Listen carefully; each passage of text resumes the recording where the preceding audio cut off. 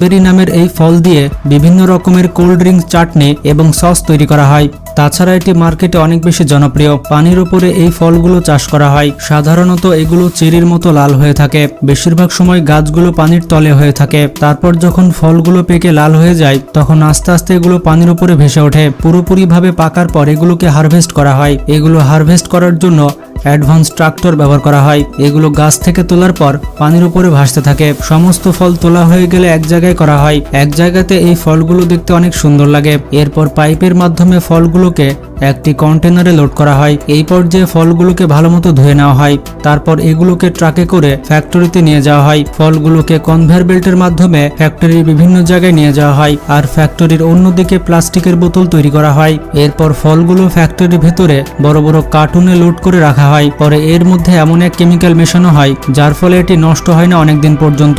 এরপর এগুলো আলাদা আলাদা মেশিনে বিভিন্ন রকমের খাবার তৈরি হওয়ার জন্য চলে যায়। বিভিন্ন খাবার তৈরি করার জন্য বিভিন্ন পদ্ধতি অনুসরণ করা হয়। এরপর যখন এগুলো ফাইনাল প্রোডাক্ট হয়ে যায় তখন এগুলোকে প্যাকিং সেকশনে পাঠিয়ে দেওয়া হয়। তারপর এই ফলের জুস কিংবা ড্রিঙ্কস এর পাশাপাশি সস কিংবা চাটনি আলাদা আলাদাভাবে প্যাকেট করা হয় এবং প্যাকেটগুলোকে সিল করে মার্কেটে পাঠিয়ে দেওয়া হয়। ভারত বাংলাদেশে এগুলো তেমন একটা জনপ্রিয় না হলেও পশ্চিমা দেশগুলোতে এই ফলের সস এবং চাটনি